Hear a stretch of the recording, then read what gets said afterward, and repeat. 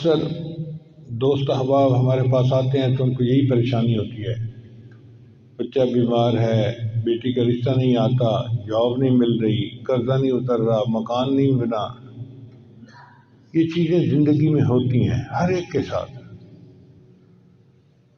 مگر اس کا یہ مطلب نہیں کہ اب کسی نے کچھ کر دیا ہے۔ کسی نے کچھ نہیں کیا۔ کوئی ہمیں تکلیف نہیں پہنچا سکتا جب تک کہ اللہ تعالیٰ نہ چاہیں، اور کوئی ہمیں نفع نہیں دے سکتا جب تک کہ اللہ تعالیٰ نہ چاہیں۔ نفع اور نقصان اللہ کے اختیار میں ہے، اب وہ ہمارا پروردگار ہے، اور ہمیں اس بات پہ خوشی ہونی چاہیے۔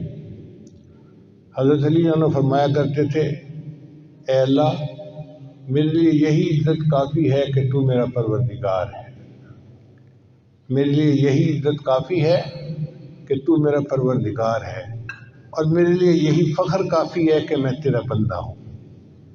ہم اللہ کے بندے ہیں، اس بات پہ ہمیں فخر ہونا چاہیے کہ ہمارا مالک کتنا عظیم ہے، کتنا بڑا ہے۔ چنانچہ حدیث مبارکہ میں ایک دعا آتی ہے کہ نبی علیہ السلام پر جب کوئی پریشانی مصیبت آتی تھی تو آپ صلی اللہ علیہ وسلم ایک دعا مانگتے تھے، یا حی یا قیوم برحمتک استغیث۔ یا حی یا قیوم یہ اللہ تعالیٰ کے اسماء گرامی ہے۔ تو یا حی یا قیوم برحمتک استغیث، اے اللہ اپنی رحمت کے ساتھ میری مدد فرما۔ جب بندہ اللہ کو مدد کے لیے پکارے گا تو اللہ ضرور مدد فرمائیں گے۔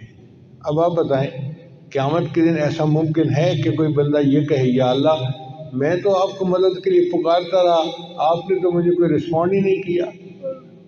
اللہ کسی بندے سے یہ نہیں سنیں گے کہ جی میں نے پکارا تھا اور مجھے تو جواب نہ ملا۔ اللہ تعالیٰ ہے، وہ ضرور رسپونڈ کرتا ہے، ضرور جواب دیتا ہے، ضرور بندے کی یہ مدد فرماتا ہے۔ ہمیں مانگنا نہیں آتا، ہم الزام ان کو دیتے تھے، قصور اپنا نکل آیا۔ تو اصل بات یہ ہے کہ انسان اللہ کے ساتھ لو لگائے، اللہ بس باقی ہوس، اور اللہ کو منائے، اور پھر دیکھے کہ اللہ تعالیٰ اپنے بندے کی مدد کیسے کرتے ہیں، اس کو کیسے عزتوں سے نوازتے ہیں، اس کو کیسے نیک اعمال کی توفیق عطا فرماتے ہیں۔